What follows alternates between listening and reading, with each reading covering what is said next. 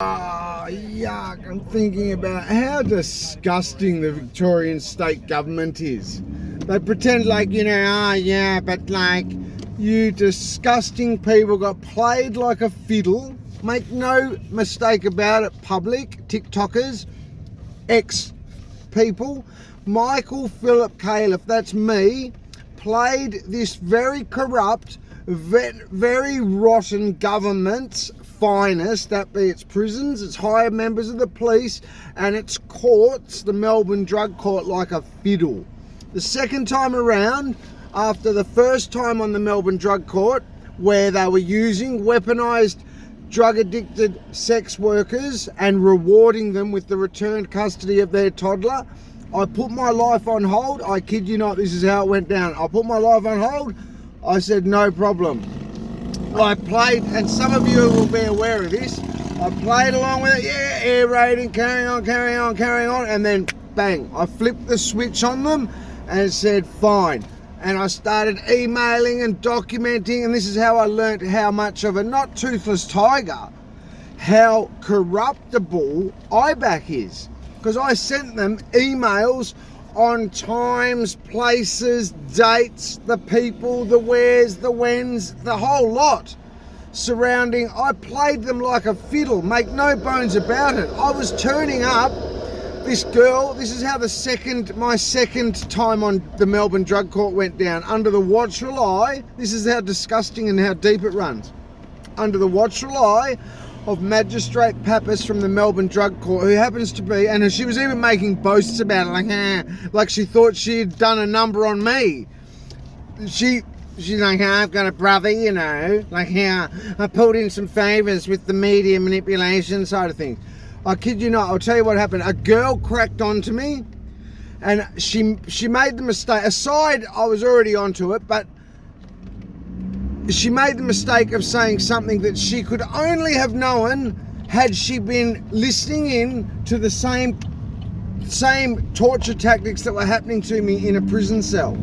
I said something out loud in a prison cell that only those listening in using the weaponised AI bot technology when I was confined to a jail cell could have known. She made the mistake of saying that the second night that I met her, went around using drugs with her, hanging out, all that type of stuff. She made it very easy, I can assure you. That's their sort of, obviously, that's this disgusting drug court's MO, because they seem to do it a lot. Anyway, so the best I can come up with is they use it to break down relationships, like your old friends. So, look, see, he dropped his guard around a woman, you can't trust it, just disgusting.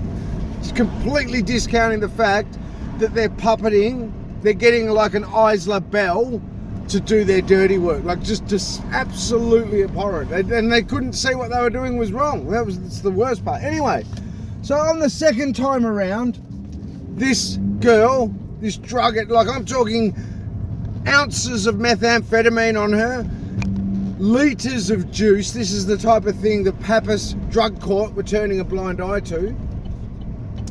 And after the second night, I knew 100%, aside the fact that it's the same weaponised AI bot technique, it's like the same gang that I've been getting tortured with in prison for a long time at this stage. Aside that, which it turns out to be a very, very dodgy government trying to get at somebody, me, for being in an IBAC investigation against one of their own. That's what it was. Make no bones about it. Make no mistake. Don't let them try and turn it around like I had to apologise to a girl. Nonsense. Anyway, so on my second time around, when I'm under the watchful eye of the Labor puppet ex-chief magistrate Nick Pappas's sister, they're using a drug-addicted girl to get at me. So I played dumb this time. Cost me a little bit of money, but it was worth every cent. I played dumb. I just turned up talking to her. Hi, how you going? Taking photos, documenting it. Oh yeah, really? Basically just getting ready for my book and to do what I'm doing now. Literally, I'm putting this to bed, I'm saying to myself. No problem, I'm turning up. Yeah, how you going? Okay, yeah. turning up, listening to mates that I knew and liked, thinking they're in on something, and I'm harassing, you know, like thinking, and I'm just turning up, oh yeah, not saying anything, just turning up, yeah, no worries. Saying things to, when Pappas is like thinking, oh, this guy, she said to me one time, this is all on record, she goes, you think what you're doing is acceptable? I know damn well, what am I doing?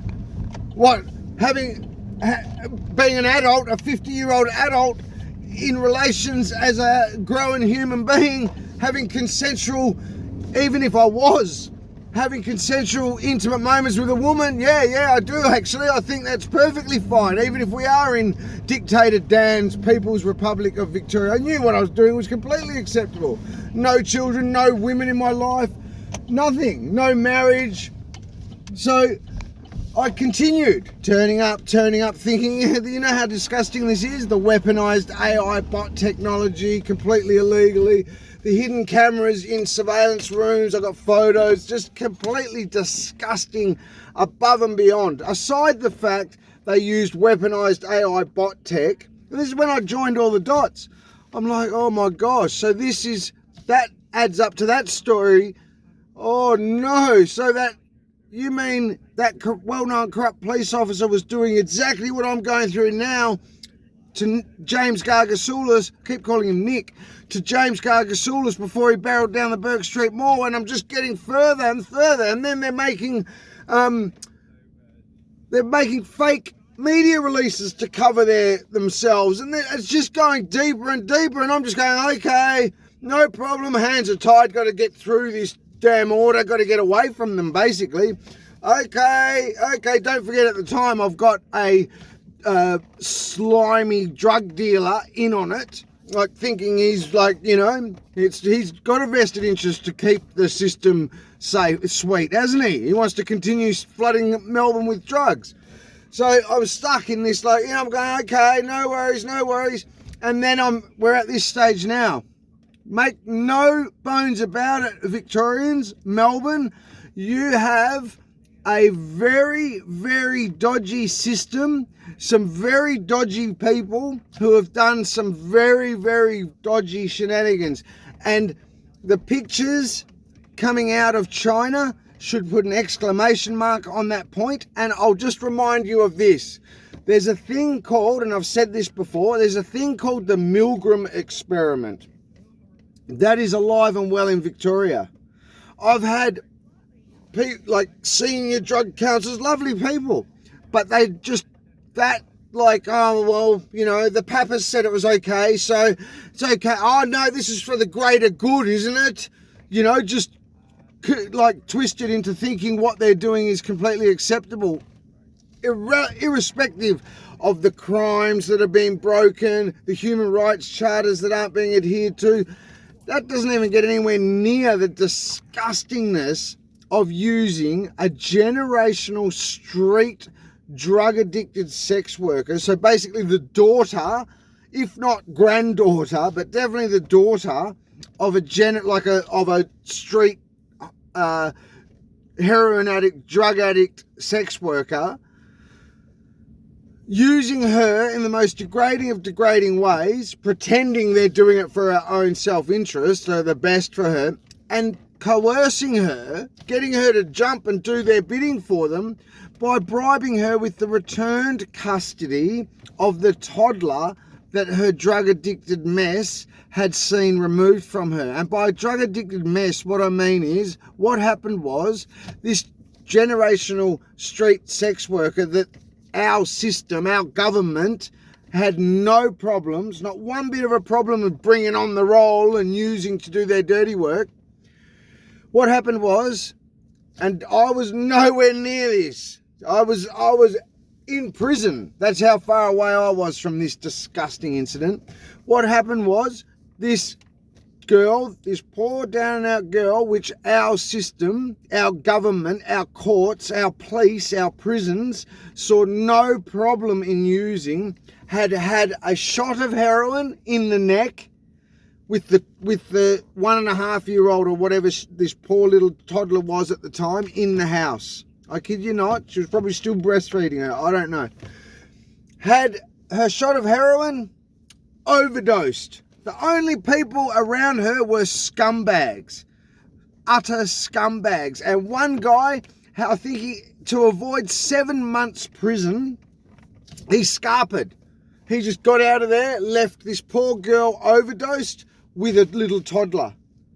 So she gets taken to hospital. The ambulance see that she's got a toddler.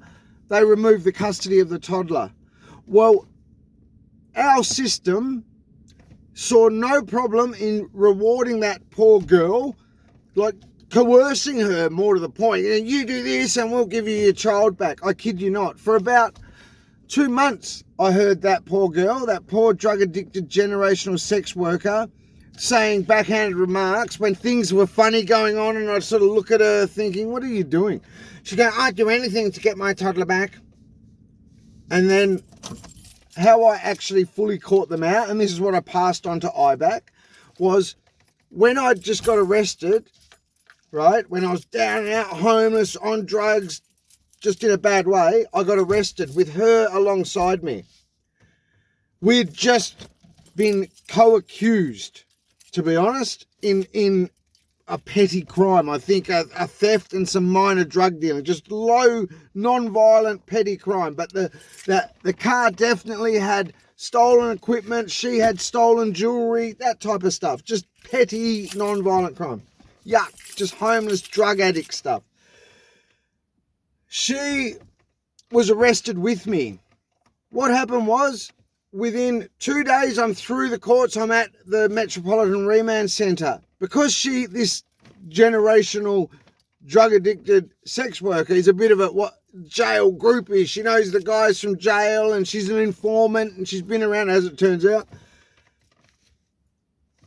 I had her on another phone. One of the guys had her on the phone. Whatever it was, I rang her. There she is with her baby on the jail phone with the toddler that they'd used as currency, bragging about how, yeah, I've already got my toddler back. Well, one thing I do know about child services, it takes 6 weeks of clean urines. From memory, I believe, 6 weeks of straight clean urines before a girl that has lost custody of her toddler due to her drug addiction comes anywhere near getting her toddler back. And this is how I know exactly how disgusting and abhorrent this government really is. Speak soon, guys. And that goes for the Labor puppet magistrates, believe me. If they want to challenge any of it, no problem. See you guys.